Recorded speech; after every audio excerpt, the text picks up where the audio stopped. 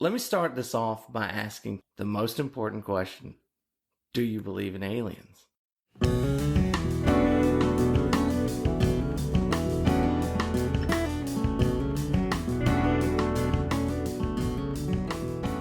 Welcome back for episode 7 of the Backwards History Podcast. I'm your host, Will, here with my co-host, Kevin. Say hi, Kevin. Hi, Kevin. Shut up, Kevin. Again? Always. I want to thank everyone for joining us for not only episode 6 of the Backwards History Podcast with our friend Cuba, a.k.a. Michael, or Michael, a.k.a. Cuba. I think he prefers Cuba. All right. Today we're going to go a little bit different. And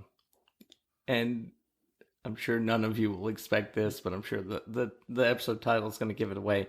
We're talking about aliens. Dun, dun, dun. This is something me and Kevin actually somewhat disagree on. In some instances, we do. Yeah, we disagree enough to make it an interesting kind of debate. A debatable episode. Right? Yeah. And I know I've heard from several of you that you enjoyed our special Independence Day podcast, and I appreciate y'all listening, even though you had probably family barbecues and that kind of stuff to go to. Stuff to blow up. And we had one listening in Germany on Independence Day. I was cool with that. That was interesting. I was very excited for that. Why has someone in Germany listen to us? We really appreciate you. Thank you. Or was it Donka? I'm not sure. I'm not even going to lie and act like I know. But anyway, this conversation came about, we were just hanging out in my front yard and we're looking up at the stars and we got to talking because he's got the archaeological background and I've got the sci-fi nerd background. We were having a lightsaber battle. Not gonna lie, we did have a lightsaber battle because I happened to pick one up at Comic-Con and Kevin already had one, so we kind of fought with lightsabers in the yard. But I digress. Let me start this off by asking Kevin the most important question of this conversation. Do you believe in aliens? And as I answered Will earlier, I do believe that there is life that exists outside of our planet. The universe is just simply too large for it not to. Yeah, I don't necessarily think that there's, an alien version of Kevin and Will sitting on another planet having a podcast about whether they believe in aliens or not.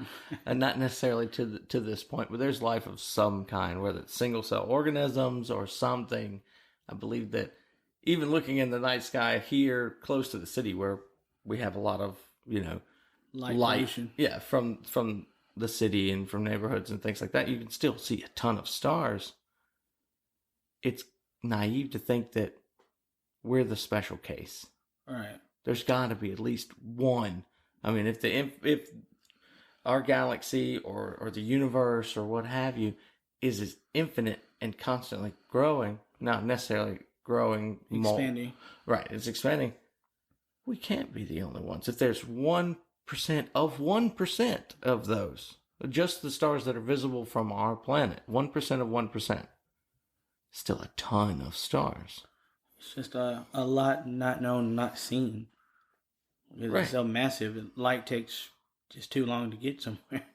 I mean, for all we know, that half the stars that we see in the night sky, half the constellations that we point out, like Orion's Belt or the Big Dipper, Little Dipper, blah, blah, blah, half of those could actually be gone. But the light just hasn't finished reaching us. The sun itself takes, 8 minutes to reach the Earth? Right, and we're still relative to the rest of star. Relative to the rest of the galaxy or universe as a whole, it's relatively close. But here's the fun part. Kevin. Yes. If there is no alien interaction with ancient Earth, how do you explain the existence of pyramids in multiple places on the Earth in relatively the same time with no connection between those people, respectively? And that is a very, valid question. You start to see very strong similarities amongst people who, as far as we know, never had any contact. It spanned different time periods. But there's an anthropological concept known as psychic unity, where it's because we're all of the same race, we're all humans, that we share a very similar way of thinking, even though we don't interact with one another or we have. Wouldn't species be a more appropriate word? True. Yeah, The because term we're a different mammal. you're right. The term race, if you look in anthropology, we understand that we're all the same species, but race is a cultural concept. There's no difference between different people of different races, air quotes. Um, it's just we over long periods of time we've adapted to different environments. Hey, I said in a previous podcast, a man is a man There you go, or woman. or women. But to get back to your question, the psychic unity is basically we share. As humans, when we're trying to survive, we face very similar problems: food, shelter, water, clothing, things of that nature. And so we all come up with very similar solutions. While we don't always come up with the same solution, they usually share a lot of similarities.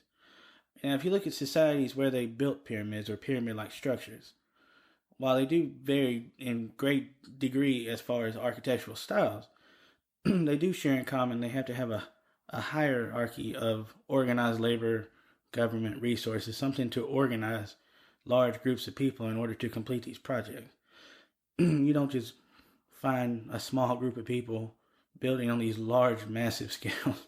Now, our Christian listeners may associate one of the constructions of one of the set of pyramids that we're discussing with the Bible, Moses and his people, and Ramses, if I'm not mistaken. Yeah. Using them as slave labor to build said pyramids, and then he led them out of Egypt. Granted, I'm agnostic. I'm neither. The nerd in me will not allow me to confirm nor deny a belief thereof. I'm not saying there isn't, but I'm not saying there is either. Right. And we've both taken the Myers-Briggs personality test. I encourage anyone who's listening to look up on Google 16 personalities, and you'll find it. It's the Myers-Briggs personality test. I think it's the first one that pops up. Right. And Kevin here, he got the advocate.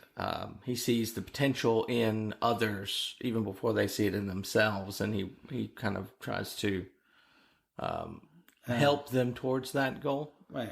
According to the test results, I try to nurture potential in people. While here we go. And I'm known as the debater, which those of you who listen that know me, you kind of know that that's true. It's just like tailor made for Will. Like right. I am the perpetual devil's advocate. Whether I actually believe in an idea or not, I'm prepared to argue that idea just to get a feel for that side. Right. It opens you to entertaining an idea without accepting it as fact. Right. And it also lets me see things from others' perspective a lot more than someone who would just only see their side and would never argue for another side just because I'm willing to go down that rabbit hole with abandon, so to speak. Reckless abandon. Right. So while I'm not saying there are aliens. I'm not saying that we have had alien interactions with ancient cultures. I'm certainly not opposed to the idea. And I've seen, of course I'm not opposed to the idea. I'm the nerd here. We're both nerds. We're from different perspective. I'm the nerd. He's a sci-fi nerd. I'm the sci-fi nerd. And granted, I did have the idea of alien interaction with ancient Egypt prior to being a Stargate fan, but the whole Stargate universe did not help that case and made it even worse. Exacerbated. Right. But I've personally been to the Mayan city of Chichen Itza in Mexico. And I've been to the top of that pyramid. And one of the things I was discussing with Kevin prior to recording, we just all of a sudden decided that this was going to be our subject. We had something else lined up for this one, but this one just kind of wrote itself. The fact that we were just going off on this, we had to record it. But that pyramid has 4 sides. They have 90 steps on it each side, 12 inches tall. But on one side, where the handrails would be on a modern day staircase, there's a snake ending at the bottom in the head, getting smaller or larger and larger as you go down the pyramid till you get to the head at the bottom. And there's one day a year where the sun hits that pyramid in just the right way to where the entire pyramid is dark in shadow except for the portions of the snake. And it is lit up like you wouldn't believe. And now, granted, I didn't see this with my own two, but they had pictures, and I've seen different accounts of the situation.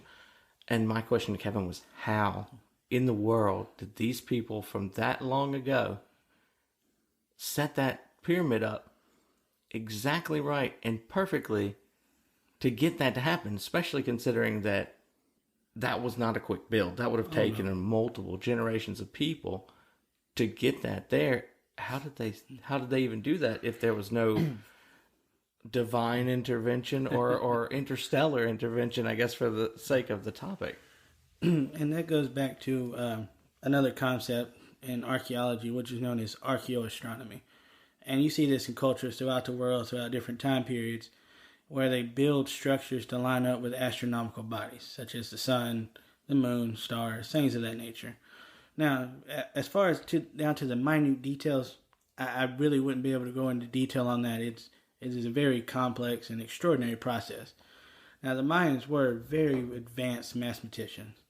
Their calendar was so precise that they didn't require a leap year like we do.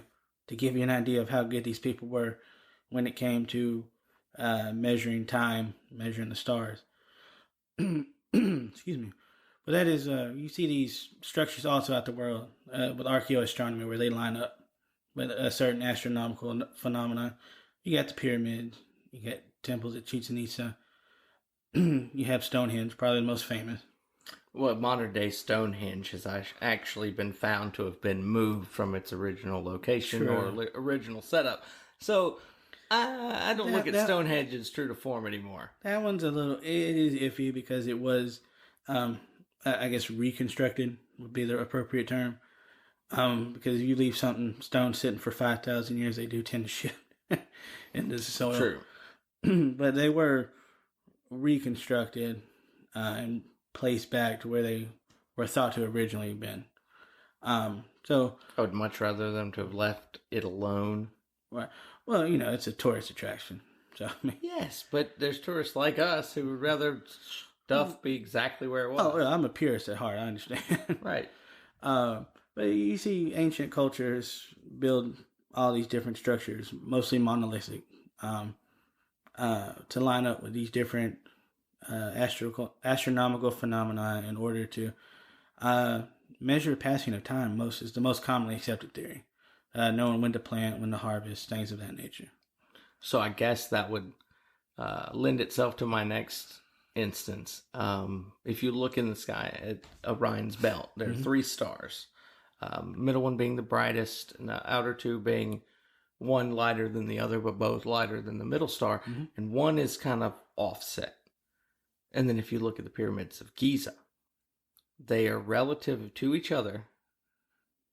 What those stars are relative to each other. You've got the one in the middle is the largest. The 2 on the outside, I think the one closer to the city is slightly larger than the one further away, and one is offset. And it's almost an exact replica. Well, not replica, but exact representation of Orion's belt in the sky. But I guess that same argument would hold true for them. Little side note, maybe a little bit of foreshadowing. And this may be just my opinion. But you know what else lines up to the exact same spacing? Maybe not relative size, but the exact same spacing in direction of those in modern day architecture? The World Trade Center.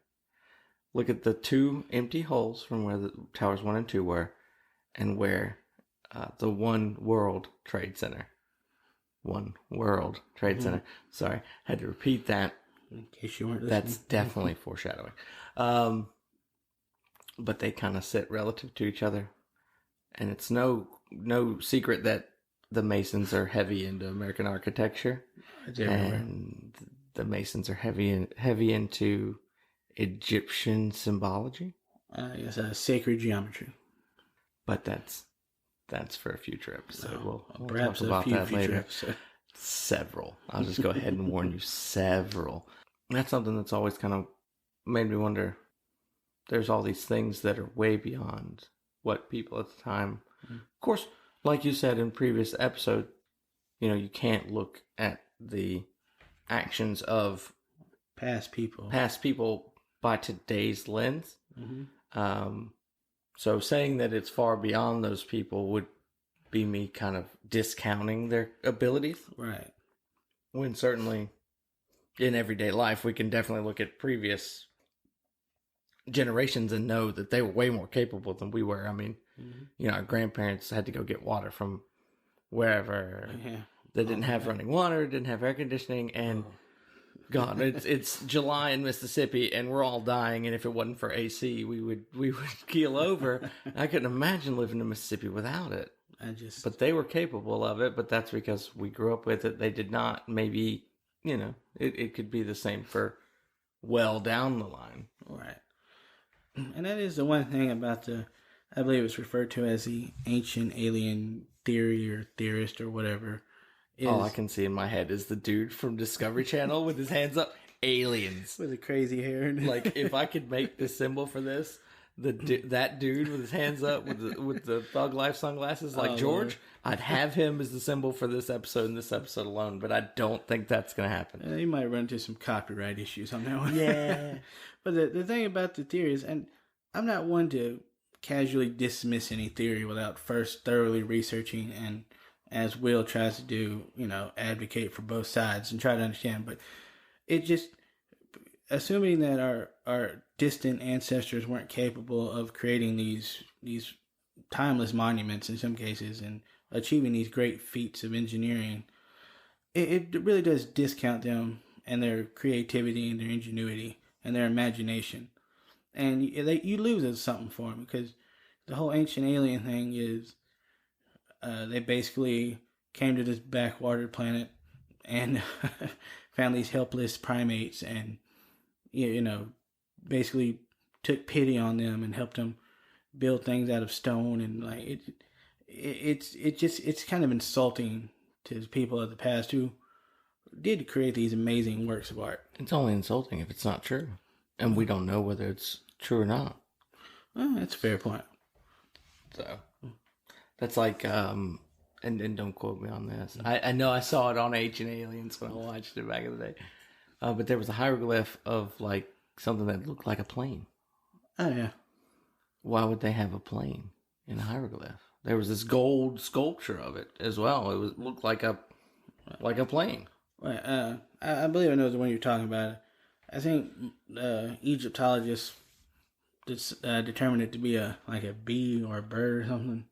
And that's an example of looking at things through the 21st century lens. Well, it looked like a fish with really long fins, which there are fish that have really, really long fins. Who are known to jump and fly. Somewhat glide. Right. Yeah.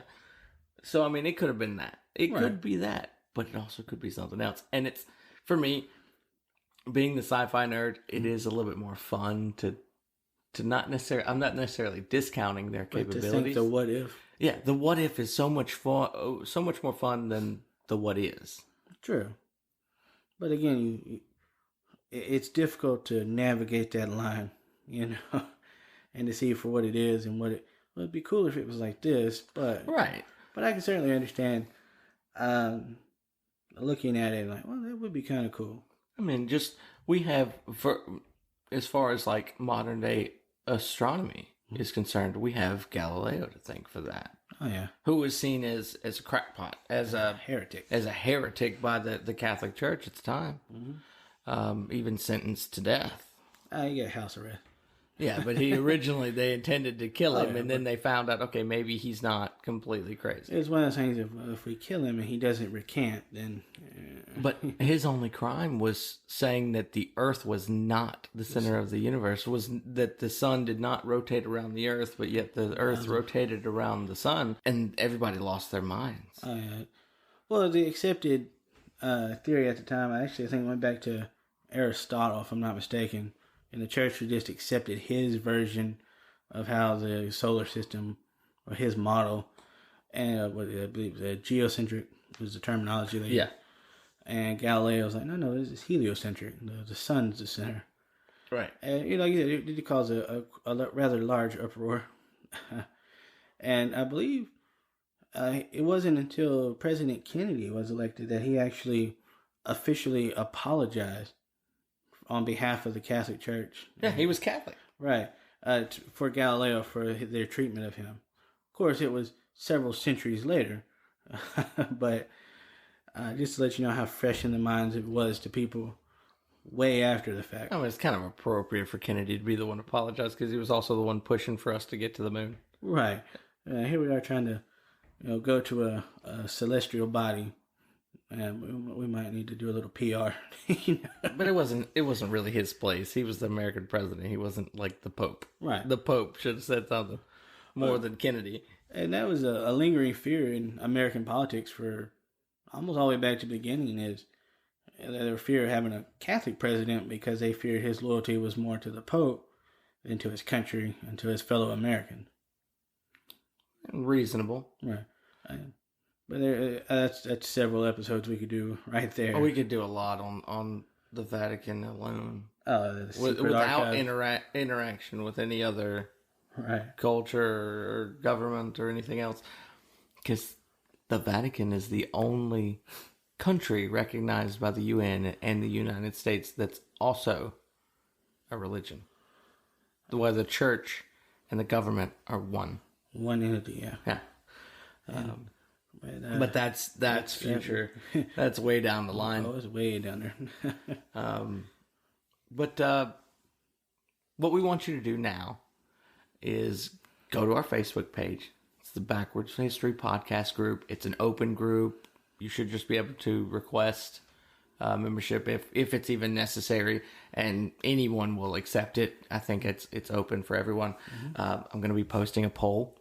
Oh yeah. The poll's going to be: do you believe in aliens? Yes or no? And then I want you to post in the comments why, or why yes not. Or no. Yeah, why or why not? And I would say a third category is maybe. For the maybe's too. No, I want coming from an agnostic. If you give it, but if you give a maybe, then no one's going to give a why. Answer. Yeah, You're it's right. a safe answer. I agree. I got you. So I'm only going to give you two choices: yes or no, and tell me why. And if your description is maybe, then put the maybe in the comments. Okay, that's fair. Right, and then we'll see y'all next week. And as always, trust but verify.